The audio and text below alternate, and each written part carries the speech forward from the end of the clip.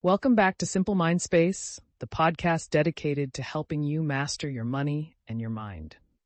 Today, we're diving deep into the fascinating world of learning and memory. Get ready to unlock the secrets to remembering everything you read, study, and learn.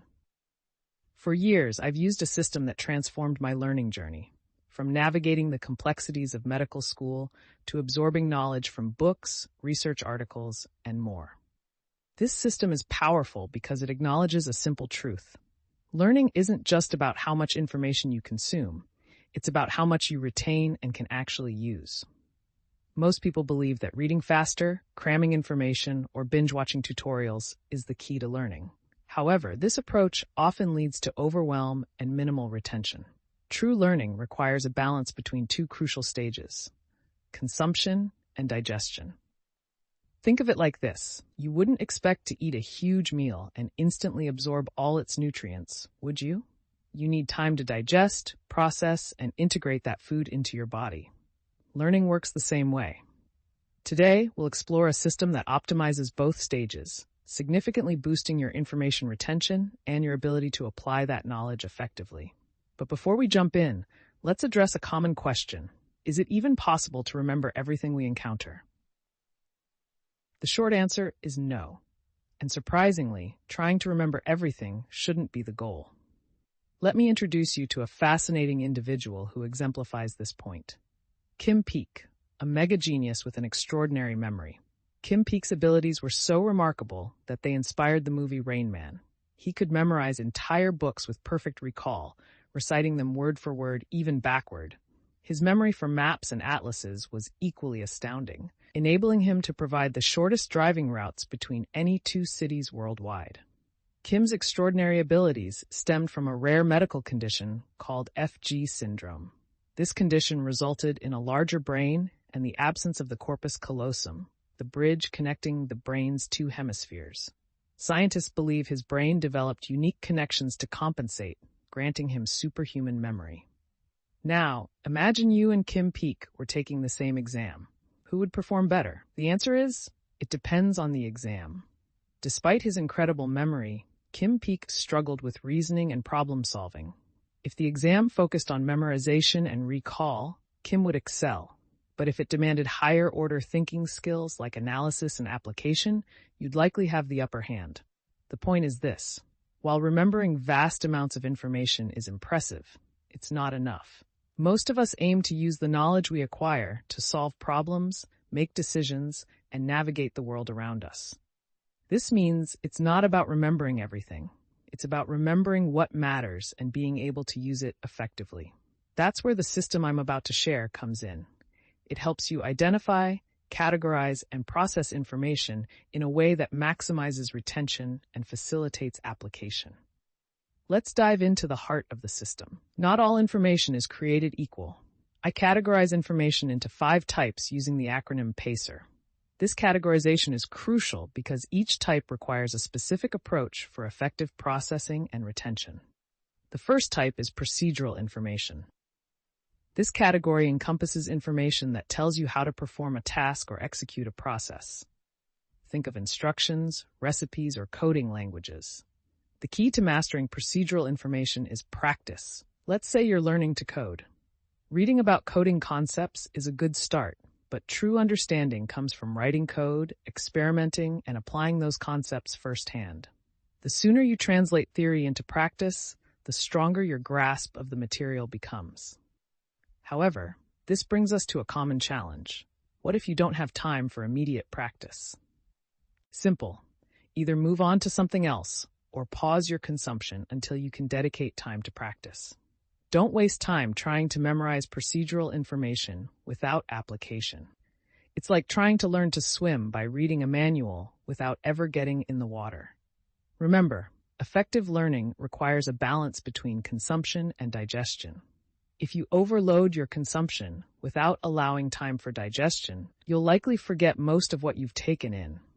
This is why many people struggle to retain information despite spending hours reading or studying. To maximize your learning efficiency, strive for balance. Spend less time passively consuming and more time actively digesting and applying what you've learned.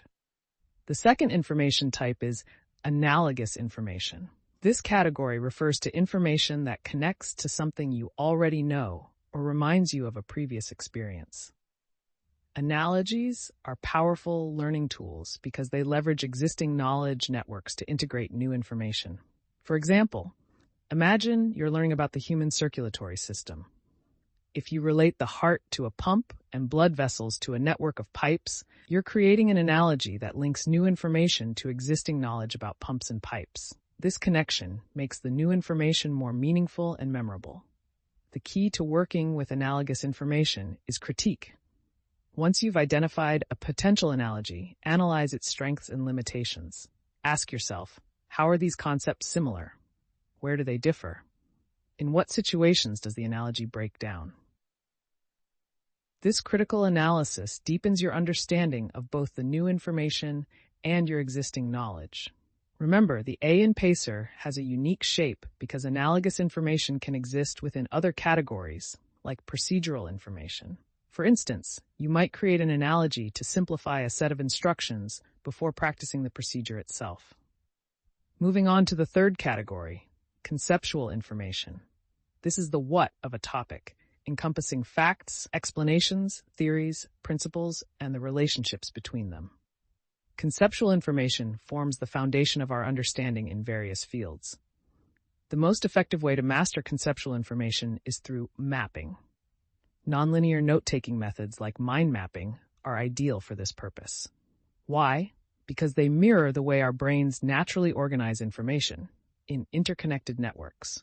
Think about an expert in any field. Their knowledge isn't stored as a linear list of facts. It's a complex web of interconnected concepts.